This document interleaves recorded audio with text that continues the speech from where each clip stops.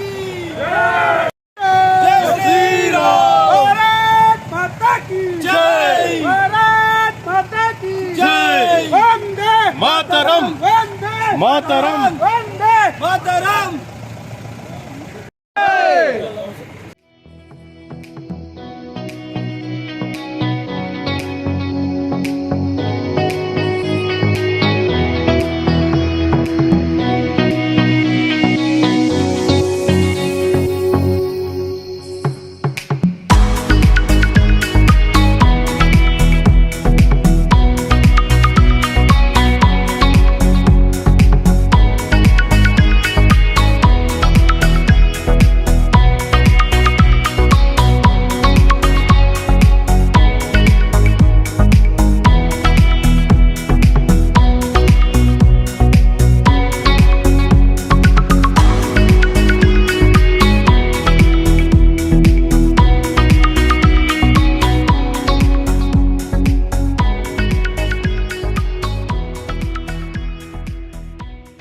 దేశమైనటువంటి బంగ్లాదేశ్లో ఈ నెల ఆగస్టు 5వ తారీఖున విద్యార్థి ఉద్యమం పేరిట ప్రారంభమైనటువంటి ఆ దేశంలో నిరసనలు రాజకీయ సంక్షోభంతో పాటు ఆ దేశ ప్రధానిని ఆ దేశం నుంచి వెళ్ళగొట్టే పరిస్థితి, విద్యార్థి ఉద్యమాన్ని మరి పక్కదోవ పట్టించేలాగా అక్కడ ఉన్నటువంటి మైనార్టీ వర్గమైనటువంటి హిందువులపైన అమానుషంగా అత్యంత కిరాతకంగా మహిళలపైన మరి అత్యాచారాలు చేసి చంపివేయడం జరుగుతూ ఉంది. అక్కడ ఉన్నటువంటి మెజారిటీ వర్గమైన ముస్లిం వర్గం వారు మరి భారతదేశం నుంచి మేము ప్రశ్నిస్తూ ఉన్నాం.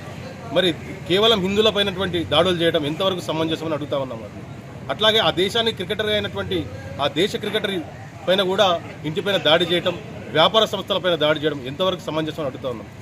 ప్రపంచంలో శాంతిని కోరుకునే మతం ఉందంటే కేవలం అది హిందూ ధర్మమే అని చెప్పి సందర్భంగా తెలియజేస్తాం. కాబట్టి దయచేసి అట్లాంటి దాడులు ఆపండి. హిందువులపైన మరి మైనార్టీ వర్గమైన క్రిస్టియన్ వారిపైన, బౌద్ధులపైన, జైనులపైన మరి దాడులు ఆపి వారికి సహకరిస్తే కనుక ఆ దేశం సస్యశ్యామలంగా ఉంటుందని చెప్పి సందర్భంగా తెలియజేస్తూ భారత్ మాతాకి. బంగ్లాదేశ్ జరిగిన దాడులకు నిరసనగా ఈరోజు మరి ఆగస్టు 10వ తారీఖున బోధన్ బంధు పిలుపునివ్వడం జరిగింది. బోధన్లో ఉన్నటువంటి హిందూ సంఘాల ఐక్యవేదిక ఆధ్వర్యంలో సంపూర్ణ బంధుకు సహకరించాలని చెప్పేసి విద్యా సంస్థలు, వ్యాపార సంస్థలు, బోధన వివిధ వర్గాల ప్రజలందరినీ కూడా కోరడం జరిగింది. ఈరోజు పూర్తి స్థాయిలో అందరూ కూడా మద్దతు తెలిపి బోధన్ని సంపూర్ణ బంద్గా విజయవంతం చేయడం జరిగింది. అట్లాగే ఈరోజు సంపూర్ణ బంద్ జరిగింది. మరియు సాయంత్రం 6 గంటలకు ఏదైతే బంగ్లాదేశ్లో చనిపోయినటువంటి హిందువులకు మరి వారి ఆత్మ శాంతించాలని చెప్పేసి సాయంత్రం అంబేద్కర్ చౌరస్తా నుండి బస్టాండ్ వరకు, బస్టాండ్ నుంచి అంబేద్కర్ చౌరస్తా వరకు మరి శాంతి ర్యాలీ నిర్వహించడం జరుగుతుంది. ఈ ర్యాలీలో కూడా పెద్ద సంఖ్యలో అందరూ పాల్గొనాలని చెప్పేసి వారి ఆత్మకు శాంతి కలగాలని చెప్పి సందర్భంగా తెలియజేసుకుంటాం.